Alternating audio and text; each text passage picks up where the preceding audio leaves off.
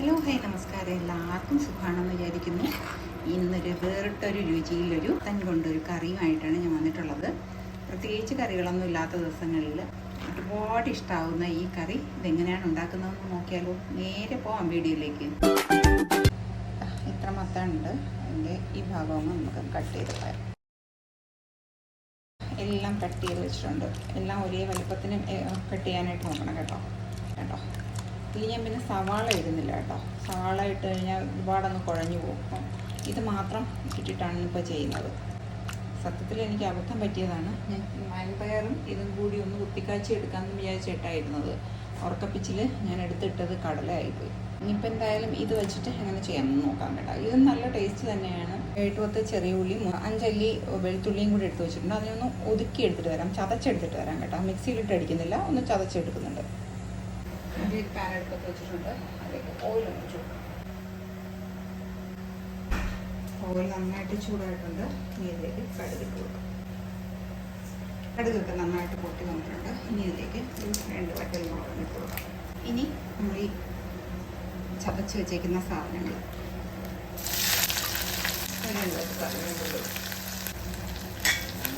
അല്പം മഞ്ഞൾപ്പൊടി കൂടണ്ട കേട്ടോ.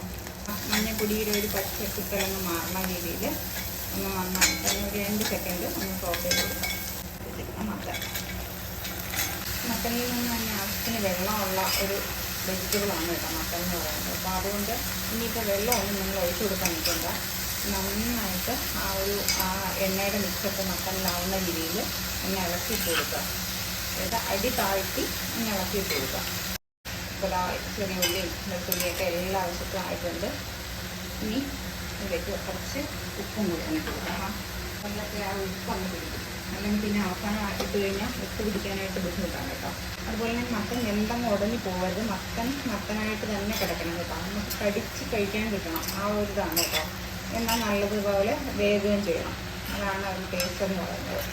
2 മിനിറ്റൊക്കെ കഴിഞ്ഞിട്ടുണ്ട് കണ്ടോ. മത്തനിൽ നിന്ന് വെള്ളം ഊറി ഇറങ്ങി കാണാമോ നിങ്ങൾക്ക്? ഇതേപോലെ വെള്ളം ഊറി ഇറങ്ങി. അപ്പോൾ അതുകൊണ്ട് വെള്ളം ഒരിക്കലും ഒഴിക്കാതെ വേണം മത്തൻ വേവിച്ചെടുക്കാനായിട്ട് കേട്ടോ. ഇനി ഇളക്കി ഇട്ടോട്ട് 2 സെക്കൻഡൊക്കെ കഴിയുമ്പോൾ ഇളക്കിയിട്ടൊന്നും വേവിച്ചാൽ നമ്മൾ അടച്ച് വെക്കുകയാണെങ്കിൽ ആ ആവിയും കൂടി ഇരുന്നിട്ട് വെള്ളം ഇറങ്ങും. അപ്പോൾ അതുകൊണ്ട് അടച്ച് വെക്കട്ടെ. ഇങ്ങനെ ഇളക്കിയിട്ടൊന്ന് വേവിച്ചെടുത്താൽ മതി കേട്ടോ. പെട്ടെന്നായി കിട്ടും. മത്തനാണ് പെട്ടെന്ന് വേഗം ചെയ്യണം. എന്നാൽ വെന്തുടഞ്ഞ് പോവുകയും ചെയ്യരുത്. ആ ഒരു രീതിക്ക് വേണം ഇതിനെ വേവിച്ചെടുക്കാനായിട്ട് കേട്ടോ. അതൊക്കെ ഉണ്ടോ, നമ്മുടെ മത്തനൊക്കെ ഒന്ന് വാടി തുടങ്ങിയിട്ടുണ്ട്. വെള്ളമൊക്കെ ഊറി ഇറങ്ങിയിട്ടുണ്ട്. നന്നായിട്ട് വെന്ത് വന്നിട്ടുണ്ട് കേട്ടോ മത്തൻ. നമുക്കൊരു മത്തൻ എടുത്തുനിന്ന് കഴിച്ച് നോക്കുമ്പോൾ അറിയാൻ പറ്റും. മക്കൾ നന്നായിട്ട് വെന്തിട്ടുണ്ട്.